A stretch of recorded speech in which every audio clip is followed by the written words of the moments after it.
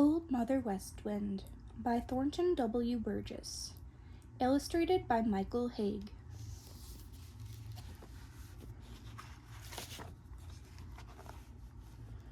Chapter 3. Why Grandfather Frog Has No Tail. Old Mother West Wind had gone to her day's work, leaving all the Merry Little Breezes to play in the green meadows. They had played tag and run races with the bees, and played hide-and-seek with the sunbeams, and now they had gathered around the Smiling Pool, where, on a green lily pad, sat Grandfather Frog. Grandfather Frog was old, very old indeed, and very, very wise. He wore a green coat, and his voice was very deep. When Grandfather Frog spoke, everybody listened very respectfully. Even Billy Mink treated Grandfather Frog with respect, for Billy Mink's father and his father's father could not remember when Grandfather Frog had not sat on the lily pad watching for green flies. Down in the Smiling Pool were some of Grandfather Frog's great-great-great-great-great-grandchildren. You wouldn't have known that they were his grandchildren unless someone told you. They didn't look the least bit like Grandfather Frog. They were round and fat and had long tails, and perhaps this is why they were called pollywogs. "Oh, Grandfather Frog, tell us why you don't have a tail as you did when you were young," begged one of the Merry Little Breezes. Grandfather Frog snapped up a foolish green fly and settled himself on his big lily pad, while all the Merry Little Breezes gathered round to listen. "Once on a time," began Grandfather Frog, "the frogs ruled the world, which was mostly water. There was very little dry land, oh, very little indeed. There were no boys to throw stones, and no hungry mink to gobble up foolish frog babies who were taking a sun bath. Billy Mink, who had joined the Merry Little Breezes and was listening, squirmed uneasily and looked away guiltily.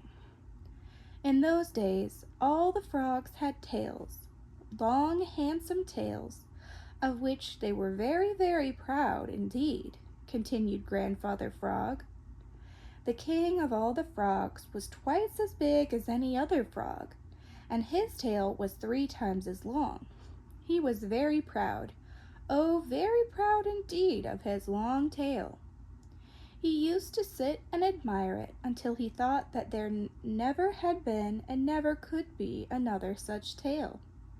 He used to wave it back and forth in the water, and every time he waved it, all the other frogs would cry, 'Ah!' and 'Oh!'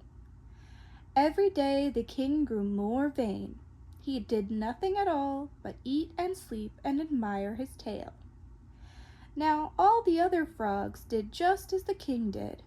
So pretty soon none of the frogs were doing anything but sitting about eating, sleeping, and admiring their own tails and the king's.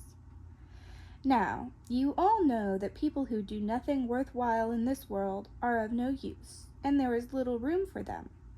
So when Mother Nature saw how useless had become the frog tribe, she called the King Frog before her and said, 'Because you can think of nothing but your beautiful tail, it shall be taken away from you.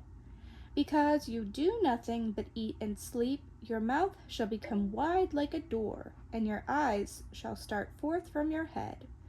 You shall become bow-legged and ugly to look at, and all the world shall laugh at you.'